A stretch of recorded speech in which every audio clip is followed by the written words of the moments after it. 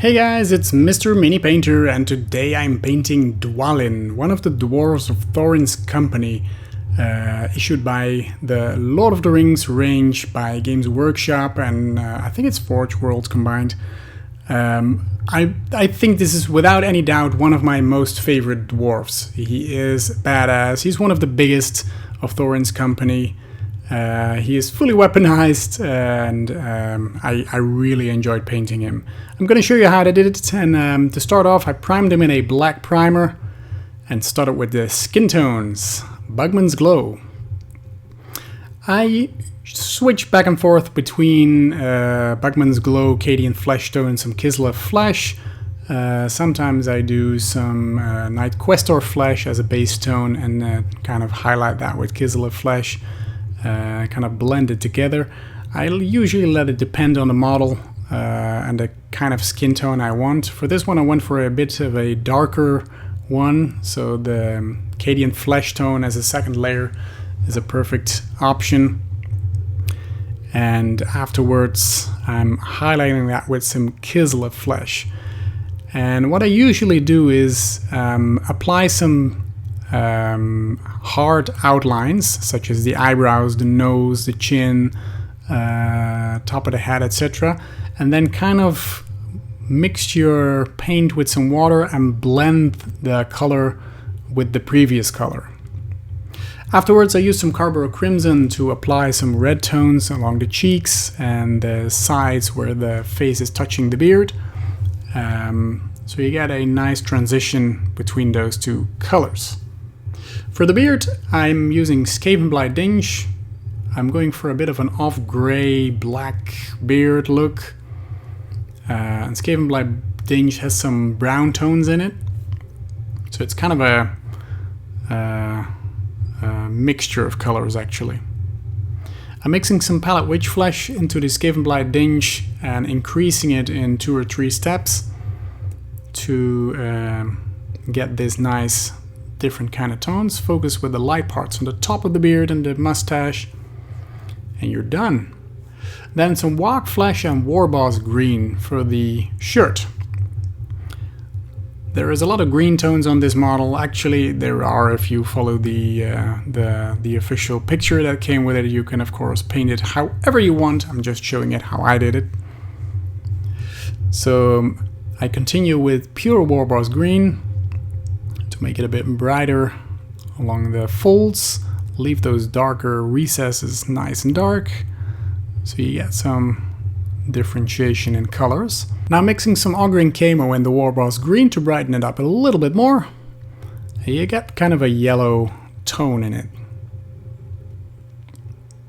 These colors, they really work well together, and I use it a lot when highlighting greens, bright greens. And you can take it one step further by adding some Palette Witch Flesh to the previous mix, and you get that nice, bright, extreme highlights just for the very edges of the shirt, and maybe some top highlights, just the parts where the light would normally shine on the sleeves. And then some Caliban Green and Abaddon Black mixed together for the studded armor on the most part of his body, all around it. It's kind of a scaled, studded kind of armor, and I'm going to be highlighting that later on. But for now, start with a nice dark base coat. And we're going to be highlighting that with some pure Caliban Green, as you can see here, and I'm just picking out those scales. Try and pick out the entire scale, so you leave some dark green shining through, so it looks like they're separate parts of the armor. Take your time, because this is quite a time-consuming job, because it's all around his body. It's, it's below the waist, it's above the waist, it's everywhere. But it looks very nice in the end. To brighten it up, I'm mixing some Elysian Green into the Caliban Green, and just go over them, all of them again, but only focus on one part of the scale. So if you want an upper reflection, focus on the upper parts. If you want a lower, more brightness, then focus on the lower parts, whatever you prefer.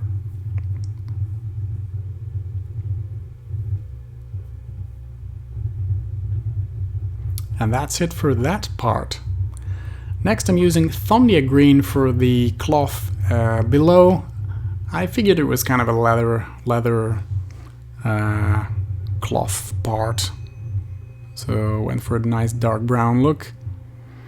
Thondia brown is not too dark because I wanted to keep this model quite bright actually. I'm highlighting it with some Baneblade brown, just focus on the very edges because there is not much showing there.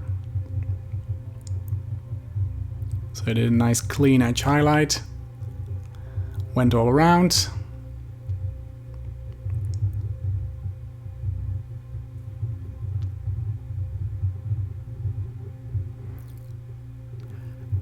Next color is dried bark for all the straps and the belts on this model.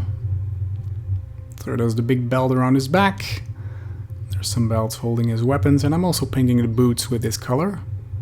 And then I'm using Mournfang brown for the furry parts around the boots and his shoulders. It's quite a nice orangey brown, so again very bright, as I want this model to be.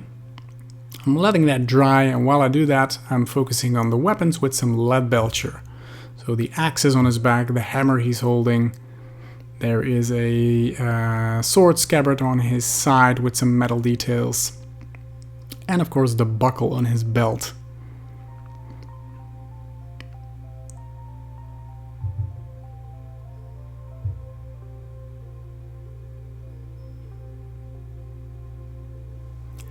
Next, back to Skavenblight Dinge for the pants. I'm just applying it as a kind of a dry brush technique, so leaving the pants mostly black. I focus on the knees and the top folds of the pants.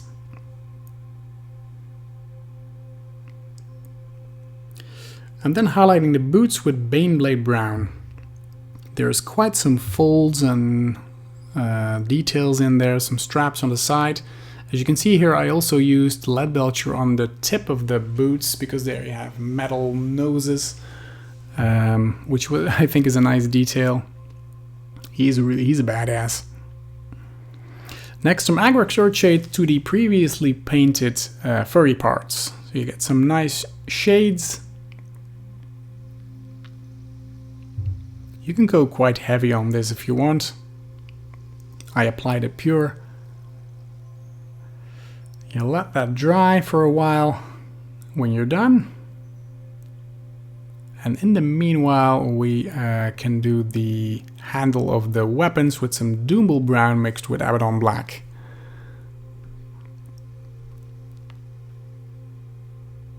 All the wooden parts, also the axes on his back, I used the same color, and which I then highlighted with some pure Doomble brown. And I just focused on the top parts where there would be the most reflection of light.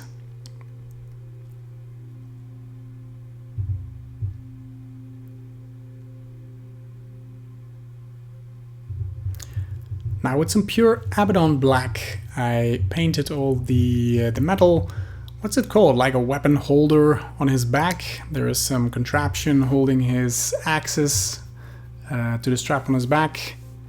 I highlighted that with some Dark Reaper. So I went for some non-metallic metallic look maybe. No metallic metal, that is, right? NMM. And once done, I highlighted that with some Fenrisian Grey. Just focus on the very tops of the edges. It gives it a nice blue hue to it.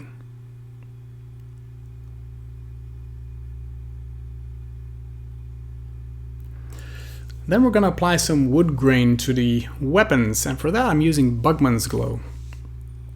This is also a very tricky part, because if you fail you just have a extreme thick highlight, so you make sure to use a fine tip of your brush. If you're not really satisfied, just go over it with Doomble Brown again and bring it back to the previous state. It's such a nice detail if it works out. Some Elysian green was used on the edges of the studded armor we painted before.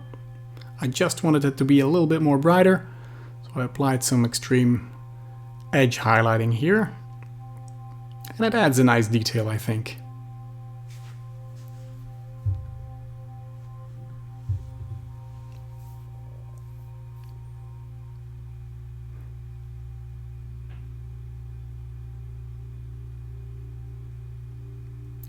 Now back to the furry parts. We're highlighting that with Mornfang Brown as we did before. And make sure to only touch the top parts of this fur. So leave the darker parts. We use the Agrak Sword shade on, nice and dark. Then pick some of them out with some Baylor Brown. We're gonna stick with the yellow brown tones and focus on the top parts of the fur. Or just pick out some random strains of fur if you want some color differentiation. I just applied it as kind of a dry brush to the very top. And finally some Stormhost Silver to edge highlight the weapons. You can create some extra sharpness there.